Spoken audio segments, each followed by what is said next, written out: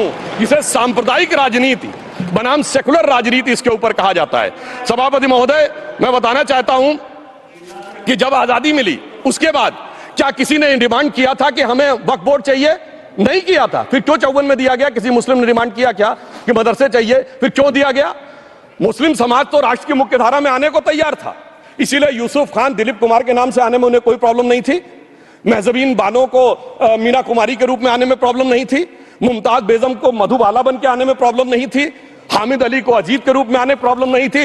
मगर, और मैं यह भी बताना चाहता हूं, मुस्लिम समाज में बहुत बड़ा तबका उस समय इस बात को सोच रहा था, और अभी कपिल सिब्बल साहब बोले, ये उस चीज के वकील नहीं, इन्हें पता होना चाहिए, पता होगा कि सुन्नी सेंट्रल वक्फ बोर्ड राम मंदिर में 1961 में मुद्दई बना है, 12 साल के बाद, क्योंकि के मोहम्मद ने लिखा है कि एक बहुत बड़ा तबका था जो ये मानता था कि हमें इस चक्कर में नहीं पड़ना चाहिए।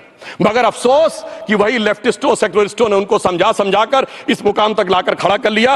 अब यहां मैं एक और बात कहना चाहूं, खैर छोड़िए उन सरकारों ने बाद में क्या दिया, मगर उसके बाद सुनिए, इंदिरा जी के जमाने में मुस्लिम पर्सनल लॉ बोर्ड आया, तो राजीव जी के जमाने में शाबानो केस आया, तो नरसिम्हा राव के जमाने में 95 का एक्ट आया, तो मनमोहन सिंह जी के जमाने में 2013 का एक्ट आया, मगर इलाज नहीं निकला।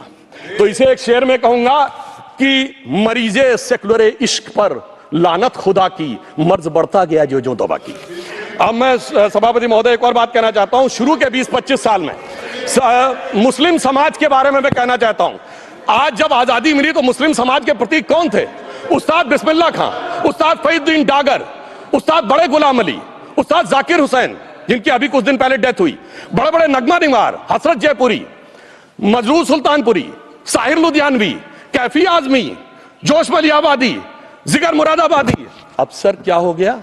तब मुस्लिम समाज इन अदब के शाहकारों के साथ जोड़ा जाता था।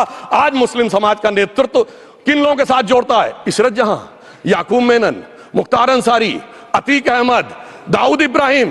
कौन जोड़ रहा है ये? तब से सर, जब से ये सेकुलर हो गया देश 1976 से, और सेकुलर सियासत शुरू हुई, उसने ले जाकर इनको इस मुकाम तक पहुंचाया। और इस वक्फ बोर्ड के बिल में भी जो बात कही जा रही है, सर मुस्लिम समाज को यह समझाया गया कि तुम्हें, बीजेपी वालों को तुमसे बड़ी अदावत है, और कहा गया इनको बड़ी मोहब्बत है। जब यह देश आजाद हुआ, मैं उत्तर प्रदेश का रहने वाला हूं, उत्तर प्रदेश में 1931 की सेंसस में 8% रेट ऑफ लिटरेसी थी, और सैयद मुसलमानों में 24% थी।